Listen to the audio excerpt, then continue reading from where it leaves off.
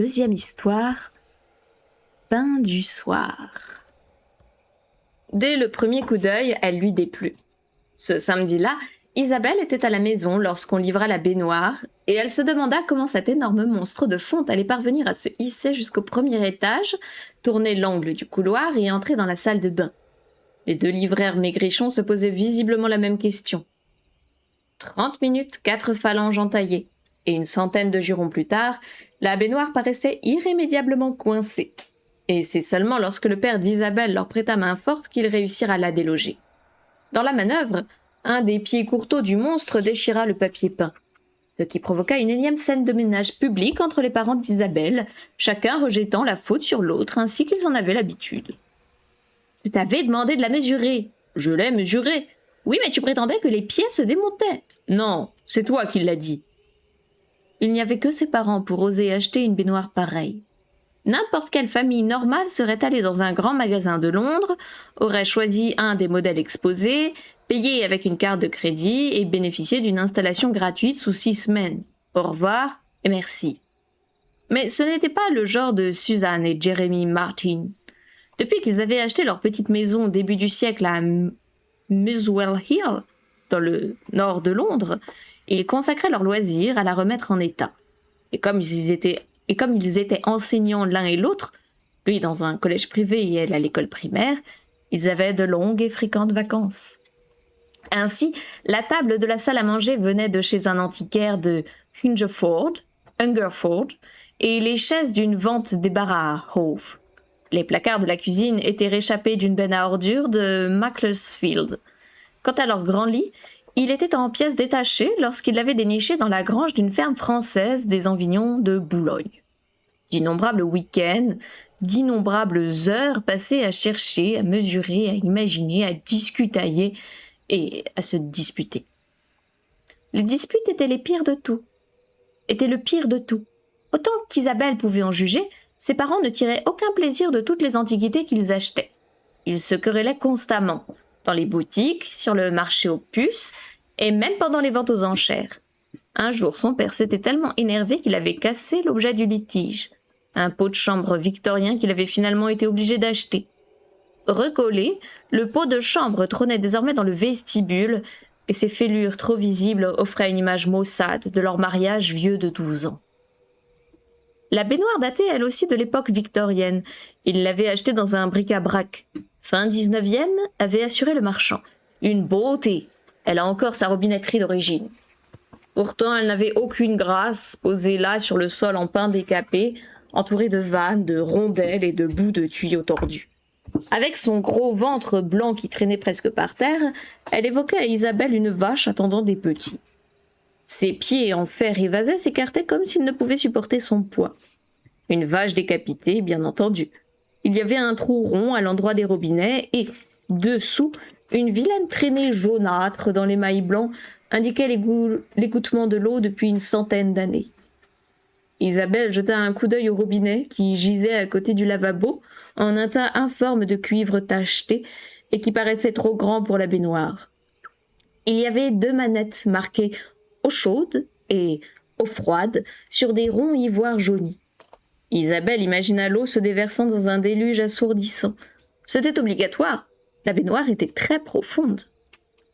Ce soir-là, personne ne l'utilisa.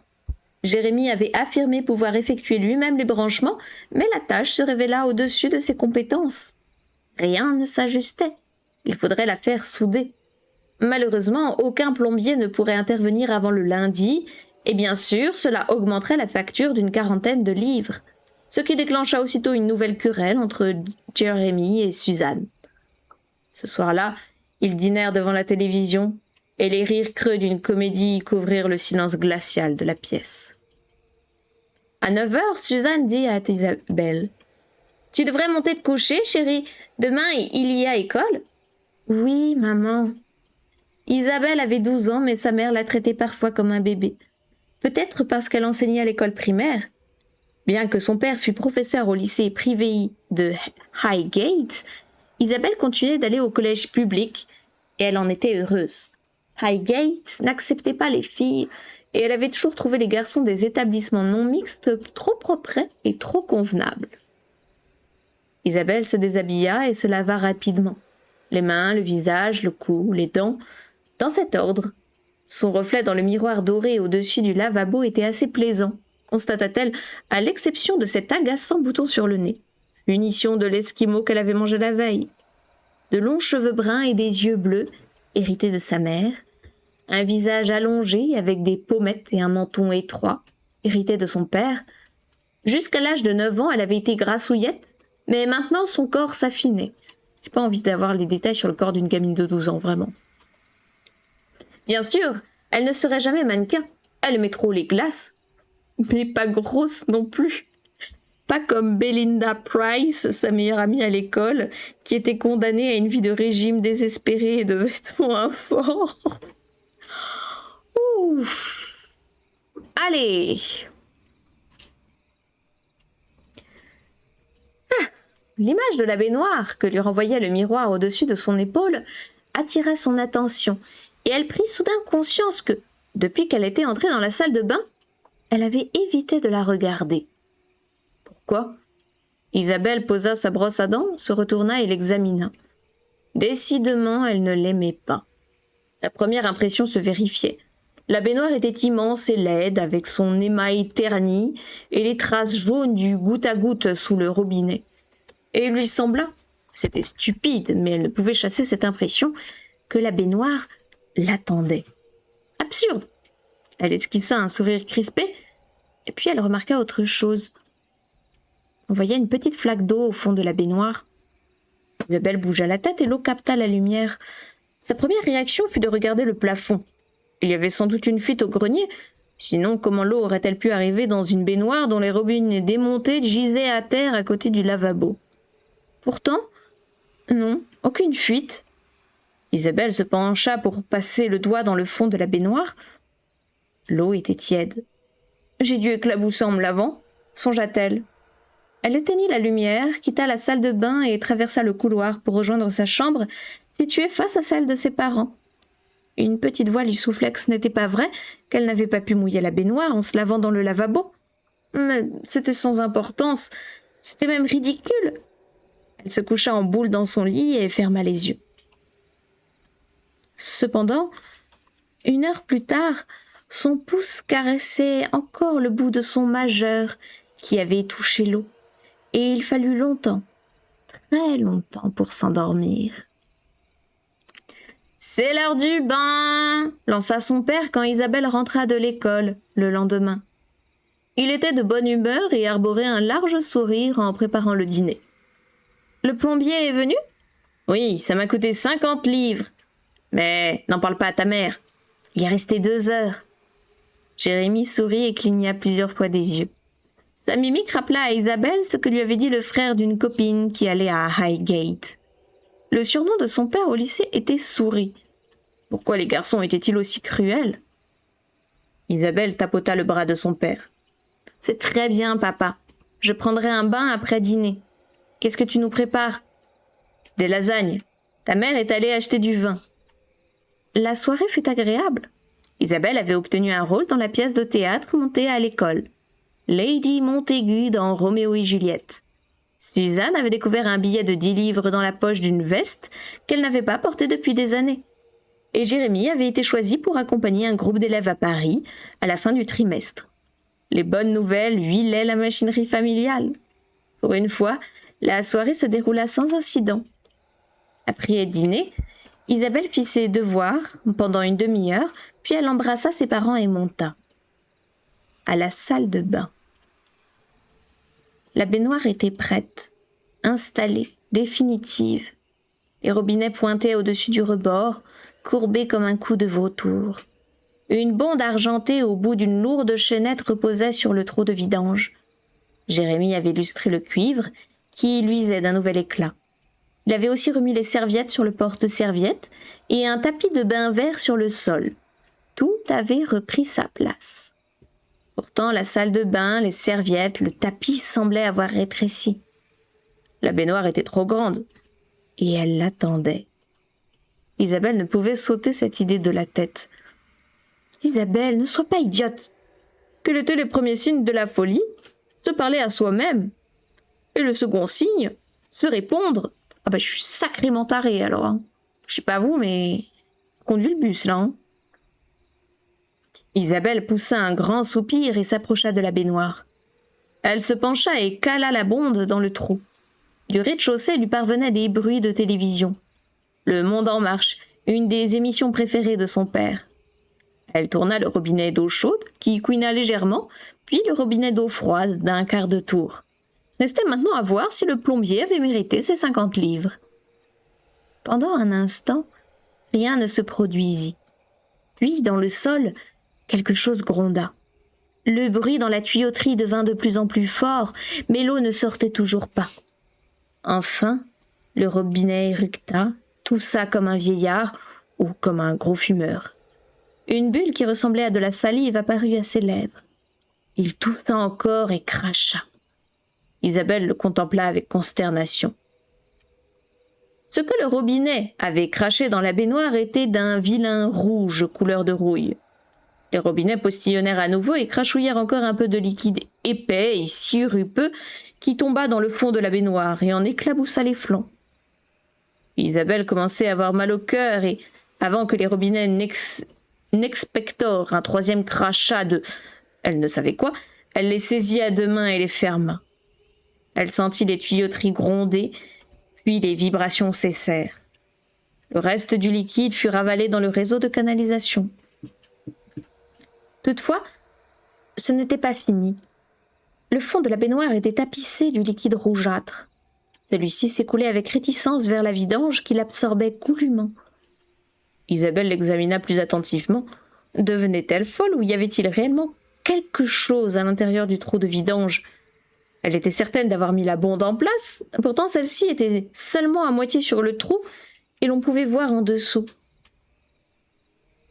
Il y avait quelque chose. C'était une sorte de balle blanche qui tournait lentement, qui se rétractait sur elle-même, qui luisait, humide et vivante, et qui montait, qui arrivait à la surface. Isabelle poussa un cri. En même temps, elle se pencha et coinça la bonde dans le trou. Ses doigts entrèrent en contact avec le liquide rouge et elle recula en le palpant. Il était chaud et collant sur la peau. Cette fois, c'en était trop. Elle battit en retraite, attrapa une serviette et se frictionna la main si fort qu'elle en eut mal. Après quoi, elle ouvrit brutalement la porte de la salle de bain et dévala l'escalier en courant. Ses parents regardaient encore la télévision. « Que t'arrive-t-il » s'étonna Jérémie. Isabelle expliqua ce qui s'était passé. Les mots s'entrechoquaient dans leur hâte de sortir, mais son père ne l'écoutait pas. « Il y a toujours un peu de rouille dans les tuyauteries quand on pose une baignoire. Laisse couler l'eau pendant quelques minutes. » Ce n'était pas de la rouille, papa.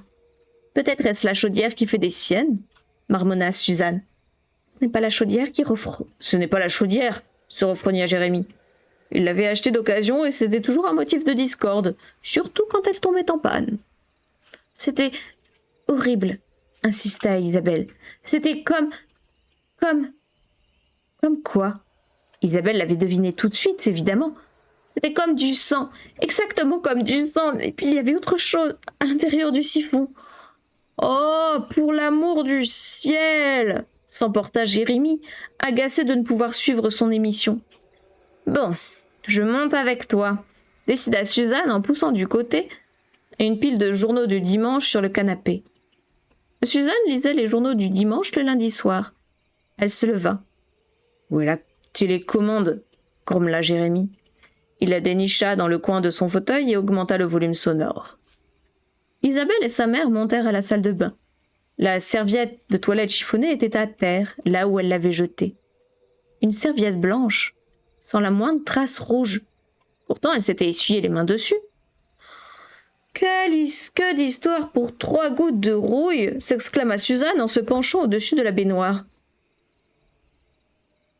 Isabelle s'approcha pour jeter un coup d'œil. Suzanne avait raison. Il y avait à peine quelques traces rougeâtres dans la petite flaque d'eau. « Tu sais bien que la rouille apparaît toujours dans les tuyauteries, poursuivit sa mère.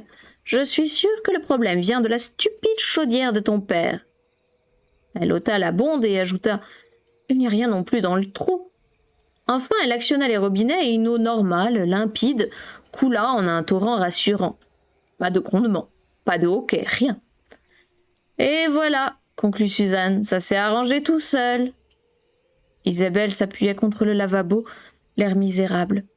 Sa mère soupira. « Tu as tout inventé, n'est-ce pas ?» Mais sa voix était affectueuse, pas du tout irritée. « Non, maman. » Ça me paraît bien compliqué comme prétexte pour éviter un bain. « Mais non !»« Peu importe, lave-toi les dents et va te coucher, » dit Suzanne en l'embrassant. « Bonne nuit, chérie. Dors bien. » Mais Isabelle ne ferma pas l'œil de la nuit. Le lendemain soir aussi, elle se passa de bain. Jérémie Martine assistait à une réunion d'enseignants et Suzanne s'exerçait à une nouvelle recette en vue du dîner prévu le week-end suivant. Elle passa toute la soirée enfermée dans la cuisine. Isabelle ne prit pas de bain non plus le mercredi. Cela faisait 3 jours d'affilée et elle commençait à se sentir mal à l'aise. Elle aimait être propre. C'était dans sa nature et elle avait beau se laver avec un gant devant le lavabo, ce n'était pas pareil. Et ça ne l'aidait en rien de savoir que son père avait utilisé la baignoire le mardi et sa mère le mardi, le mercredi, sans que rien d'anormal ne se produise. Au contraire, elle se sentait plus honteuse et plus sale. Le jeudi matin, quelqu'un lui lança une boutade, vague allusion à des œufs pourris, qui la fit rougir d'humiliation. 7 fois, décida-t-elle, cela suffisait. Finalement, de quoi avait-elle peur ? Une giclée de rouille que son imagination avait transformée en autre chose. Ce soir-là, Suzanne était à son cours d'italien. Isabelle et son père s'attablèrent donc tous les deux devant les gâteaux de crabe ratés. Ils étaient tombés en miettes de la fameuse recette. À 9h, ils se séparèrent pour vaquer à leurs occupations respectives. Jérémie au salon devant le journal télévisé, Isabelle au premier étage. « Bonne nuit, papa !»« Bonne nuit, chérie !» Ils avaient passé une soirée agréable et complice. Maintenant, c'était l'heure du bain. La baignoire attendait Isabelle. Cette fois, elle ne recula pas. Elle avait décidé qu'en se montrant autoritaire et déterminée, rien ne se produirait. Elle ne voulait plus laisser son imagination lui jouer de mauvais tours. Donc, sans même réfléchir, elle mit la bonde dans le trou de vidange, ouvrit les robinets et versa une bonne dose de bain moussant parfumé à l'avocat. Ensuite, elle se déshabilla, opération rassurante qui lui masqua la baignoire un moment. Et c'est seulement une fois nue qu'elle se retourna. Tout allait bien. Elle voyait juste l'eau vert pâle sous une épaisse couche de mouche. Elle y plongea la main pour tester la température. Parfait! Assez chaude pour embuer le miroir, mais pas trop. Elle arrêta l'eau. Les robinets hoquetèrent bruyamment, comme le premier jour, et Isabelle alla fermer la porte. Pourtant, elle hésitait encore. Elle avait subitement conscience de sa nudité. Comme si la pièce était bondée de gens. Elle frissonna. « Tu es ridicule » se dit-elle. Mais la question demeura en suspension dans l'air avec la vapeur. C'était comme une énigme, inquiétante et pas drôle du tout. Quand est-on le plus vulnérable ? Quand on est nu, enfermé, allongé, dans la baignoire.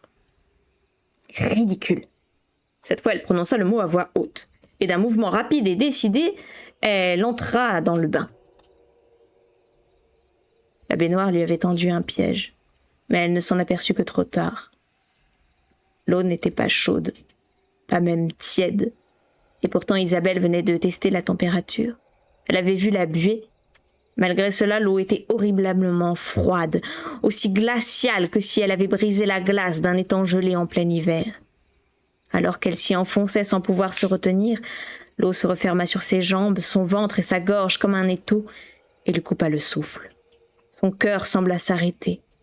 Le froid la brûlait, pénétrait en elle. Isabelle ouvrit la bouche et cria aussi fort qu'elle le put. Mais son cri n'était qu'un gémissement étranglé. Elle se sentit entraînée sous l'eau. Sa nuque heurta le bord de la baignoire et glissa. Ses cheveux longs flottaient autour d'elle. La mousse lui recouvrit la bouche, puis le nez. Elle essaya de bouger, mais ses bras et ses jambes refusèrent d'obéir aux signaux qu'elle leur envoyait. Ses os étaient pétrifiés. La salle de bain parut s'obscurcir. Elle se sent... Dans un ultime sursaut, Isabelle pivota sur elle-même, se redressa et se propulsa hors de la baignoire, dans une explosion d'éclaboussures. Elle était là, sur le sol couvert de mousse, sanglotant et frissonnant, la peau complètement blanche. Elle tendit la main pour saisir le coin d'une serviette et la tira sur elle. L'eau qui ruisselait de son corps disparut entre les lattes du plancher. Isabelle resta allongée un long moment. Elle avait eu une peur mortelle. Or, ce n'était pas seulement le changement de température qui avait provoqué sa peur. Ce n'était pas seulement la baignoire, si laide et menaçante fût-elle. Non. C'était le son qu'elle avait entendu en faisant son saut de carpe, tout près de son oreille, dans la salle de bain, alors qu'elle s'y trouvait seule. Quelqu'un avait ri. « Tu ne me crois pas ?» Isabelle attendait à l'arrêt de bus avec Belinda Price. Cette grosse et fidèle Belinda, toujours là quand on avait besoin d'elle. Je pense que si elle n'était pas grossophobe, sa baignoire n'essayerait pas de la tuer. Voilà, je pense que c'est un juste retour des choses. Benoît n'essaierait pas de la tuer dans sa baignoire, pas Benoît.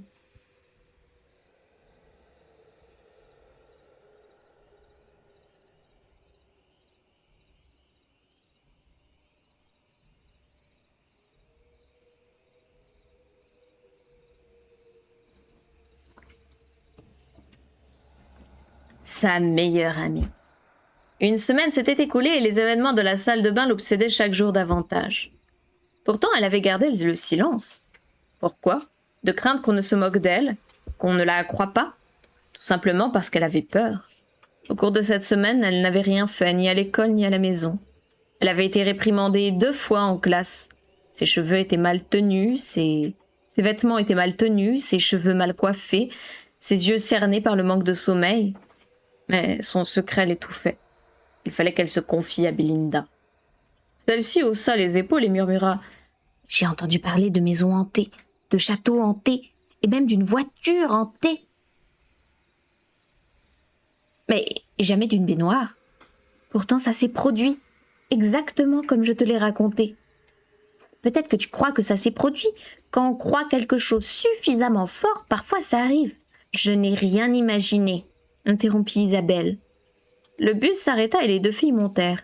Elles présentèrent leur carte mensuelle au conducteur et gagnèrent leur place habituelle au niveau supérieur, dans le fond. Elles occupaient toujours les mêmes sièges, sans savoir pourquoi. « Tu ne peux pas continuer de venir chez moi, » reprit Belinda. « Je suis désolée, Isa, mais maman commence à me poser des questions. »« Je sais, » soupira Isabelle. Elle s'était débrouillée pour dormir chez Belinda 3 soirs de suite et s'y doucher, heureuse de sentir l'eau chaude et vive couler sur son corps. Elle avait prétexté auprès de ses parents que Belinda et elle travaillaient sur un exposé commun. Mais Belinda avait raison. Cela ne pouvait continuer éternellement. Au feu tricolore, le bus tourna à droite sur l'avenue. Belinda réfléchissait, les sourcils froncés. Tous les professeurs la disaient intelligente, pas seulement parce qu'elle travaillait dur, mais parce qu'elle l'était réellement. « Tu assures que c'est une baignoire ancienne ?» reprit-elle enfin. « Oui, et alors ? Tu sais où tes parents l'ont achetée ?» Isabelle fit un effort de mémoire et répondit « Oui, je n'étais pas avec eux, mais je sais que ça vient de Fulham. Je les ai déjà accompagnés là-bas. » « Pourquoi n'irais-tu pas te renseigner ? Si ta baignoire est hantée, il doit bien y avoir une raison. Il y a toujours une raison, non ? Tu penses que quelqu'un aurait pu mourir dedans ou quelque chose dans ce genre ?» Isabelle frissonna à cette idée. « Oui, par exemple, » répliqua Belinda. « Ma grand-mère a eu une crise cardiaque dans sa baignoire. Elle n'en est pas morte, mais... Tu as raison !» Le bus grimpait la colline. Muswell Hill approchait. Isabelle rassembla ses idées. « Je pourrais y aller samedi ? Tu m'accompagneras ? Mes parents refuseront. »« Dis-leur que tu viens chez moi. Je raconterai aux miens que je suis chez toi. » « Et s'ils vérifient ? » ?»« Ils ne vérifient jamais. » Cette pensée attrista Isabelle. Ses parents ne se demandaient jamais où elle était, ne paraissaient jamais s'en soucier. Ils étaient trop préoccupés d'eux-mêmes. Je ne sais pas. Je t'en prie, Belinda. Samedi, je t'appellerai. Ce soir-là, la baignoire lui joua à son plus mauvais tour. Isabelle s'était refusée à prendre un bain. Pendant le dîner, elle avait préparé le terrain en expliquant à ses parents qu'elle se sentait très fatiguée et voulait se coucher de bonne heure. Eux aussi étaient fatigués. L'atmosphère à table était tendue et Isabelle se demanda combien de temps encore la famille resterait unie. Divorce. Quel horrible mot. Comme une maladie. Isabelle avait des camarades qui s'étaient absentés de l'école une semaine ou plus. À leur retour, ils étaient pâles et malheureux et n'avaient plus jamais été les mêmes. Ils avaient attrapé la maladie. Le divorce. « Monte, jeune fille !» La voix de sa mère l'arracha à ses pensées. « Je crois que tu ferais bien de prendre un bain. »« Pas ce soir, maman. »« Si, ce soir. C'est à peine si tu as utilisé la baignoire depuis qu'elle est installée. Que t'arrive-t-il? Tu ne l'aimes pas ?»« Non, je ne... » Son père fronça les sourcils, agacé et boudeur. « Que lui reproches-tu à cette baignoire ?» Sa mère intervint avant qu'elle ait pu répondre. « Peu importe ce que tu lui reproches, c'est la seule baignoire que nous avons, donc tu ferais bien de t'y habituer. »« Non !» Ses parents se regardèrent, interloqués. Isabelle s'aperçut que jamais elle ne les avait défiés. Du moins, pas de cette façon. Ils étaient abasourdis. Sa mère se ressaisit la première. « Viens, Isabelle, j'en ai assez de ces sottises. Je t'accompagne. » Elles montèrent ensemble, Suzanne arborant cet air pincé qui ne tolérait aucune contestation. Mais Isabelle ne cherchait pas à contester. Si sa mère faisait couler le bain, elle s'apercevrait elle-même de ce qui se passait. « Bon, » dit Suzanne en mettant la bonde et en ouvrant les robinets, d'où jaillit une eau claire et limpide. « Je ne te comprends vraiment pas, Isabelle. Tu as peut-être veillé trop tard ces derniers jours. Je croyais qu'il n'y avait que les petits-enfants qui n'aimaient pas se laver. Voilà !» La baignoire était pleine. Suzanne testa la température de l'eau et l'agita du bout des doigts.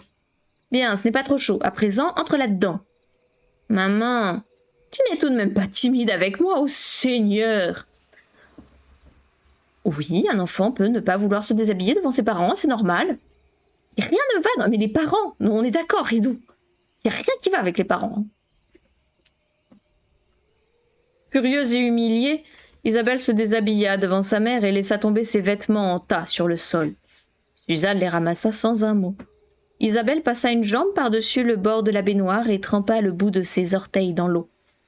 C'était chaud mais pas brûlant. En tout cas, ce n'était pas glacé. « Ça va ?» demanda sa mère.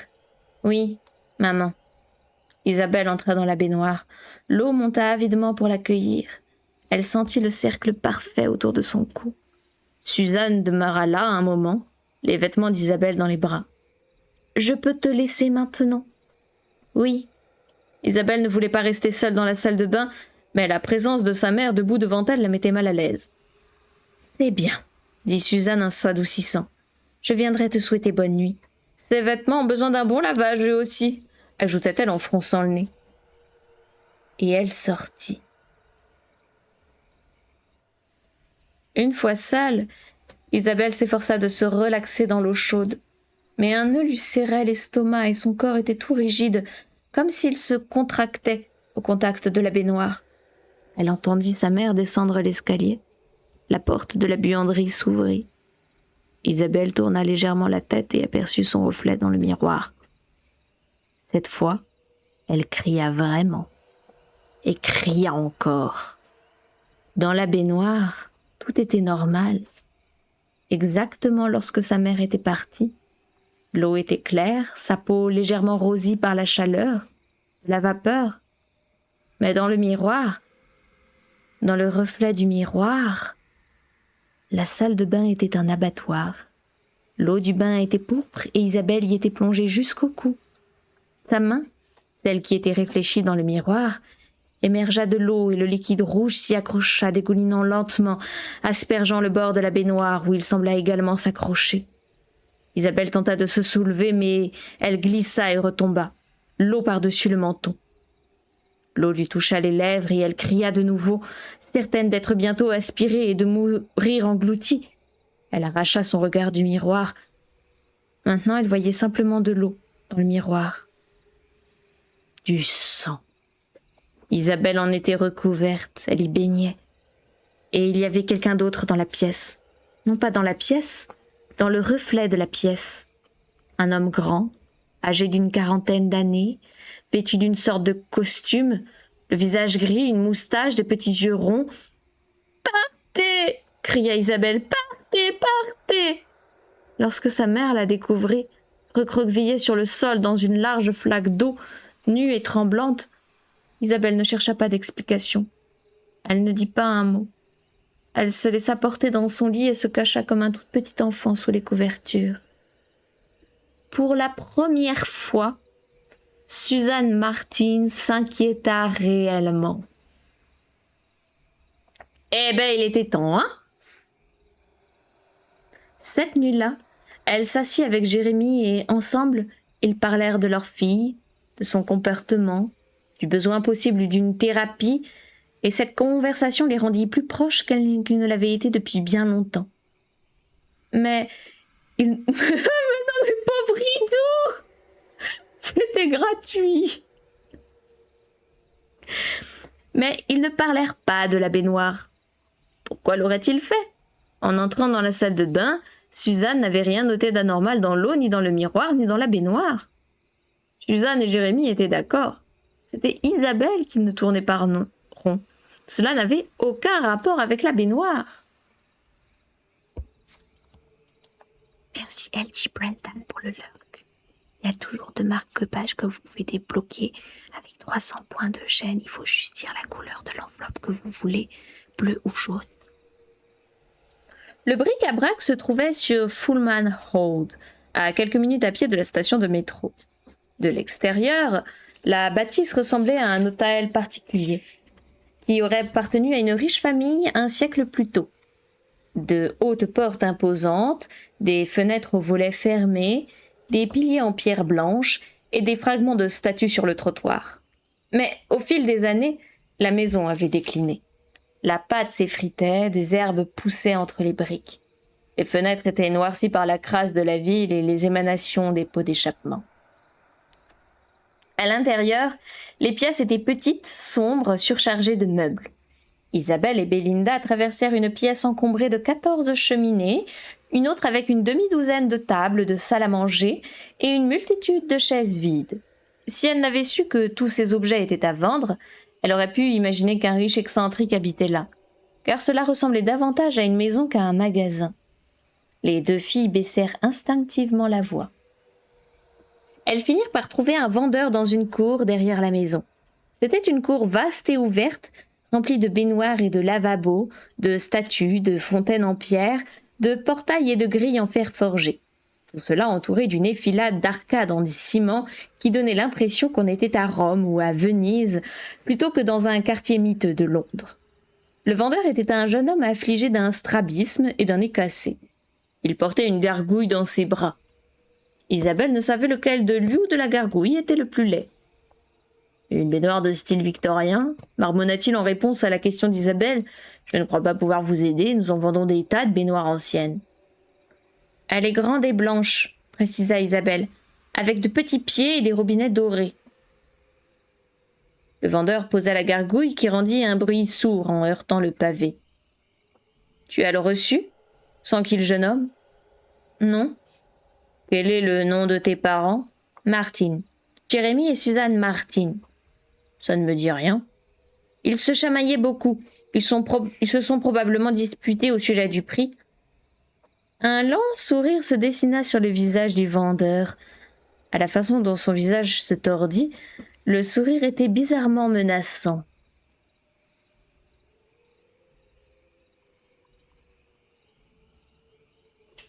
Comme ça. Oui, je me rappelle maintenant, la baignoire a été livrée dans le nord de Londres. À Muswell Hill, acquiesça Isabelle. C'est ça.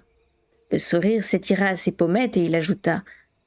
Je me souviens très bien, ils ont pris la baignoire Marlin.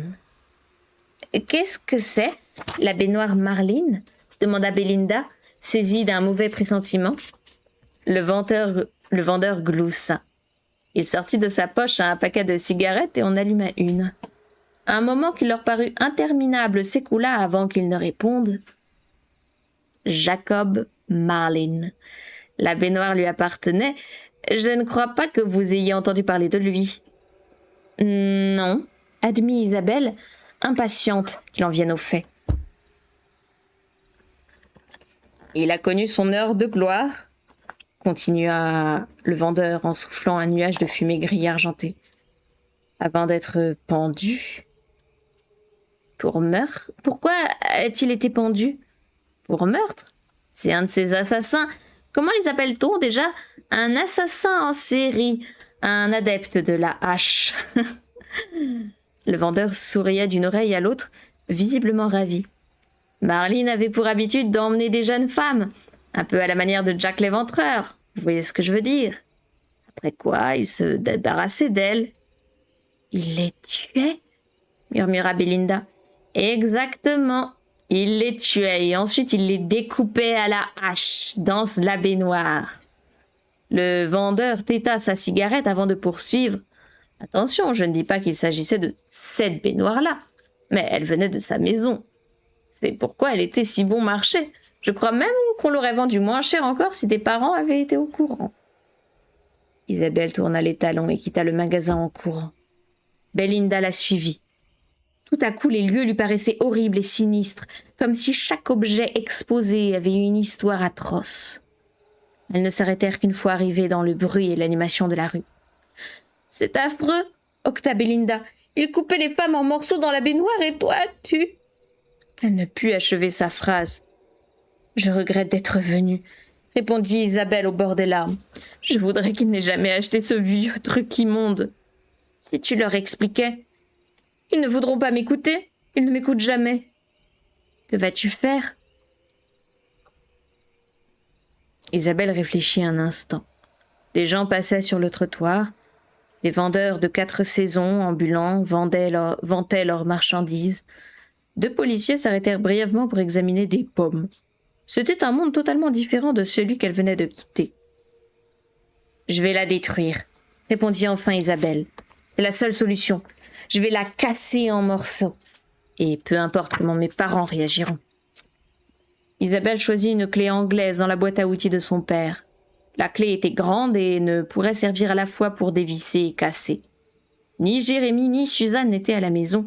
Ils croyaient Isabelle chez Belinda. Tant mieux. À leur retour, tout serait terminé. Il y avait quelque chose de réconfortant dans le contact de l'acier froid de la clé et de son poids dans le creux de sa main. Isabelle monta lentement l'escalier, imaginant déjà ce qu'elle devait faire. La clé anglaise serait-elle assez solide pour fendre la baignoire? Ou la défigurer suffisamment pour que Jérémie et Suzanne décident de s'en séparer? Cassée ou abîmée, seul le résultat comptait. Isabelle savait qu'elle avait pris la bonne décision. C'était tout ce qui importait. La porte de la salle de bain était ouverte. Or, elle était certaine de l'avoir aperçue fermée quelques minutes plus tôt. Mais cela non plus n'avait pas d'importance. Armée de la clé anglaise, Isabelle pénétra dans la salle de bain. La baignoire l'attendait. Elle était remplie d'eau chaude à ras-bord, d'eau bouillante même, à en juger par l'épaisseur de la vapeur qui s'en dégageait. Le miroir était totalement embué. Un filet d'air frais apporté par la porte ouverte effleura la surface de la glace et la buée se mua en fines gouttelettes. Isabelle brandit la clé, esquissant un sourire un peu cruel. La seule chose dont était capable la baignoire, c'était de bouger. Le monstre pouvait lui jouer des tours et l'effrayer, mais il lui faudrait subir ce qu'Isabelle lui réservait. Elle souleva la chaînette de la bonde du bout de la clé anglaise. Mais la baignoire ne se vida pas. Au contraire, une matière épaisse et rouge sortit du trou de vidange et remonta à la surface. Du sang. Et avec le sang des asticots, des centaines d'asticots qui se faufilaient par le trou en se tortillant et se répandaient follement dans la baignoire. Horrifiée, Isabelle leva la clé. L'eau additionnée de sang commençait à déborder de la baignoire et à se déverser sur le sol.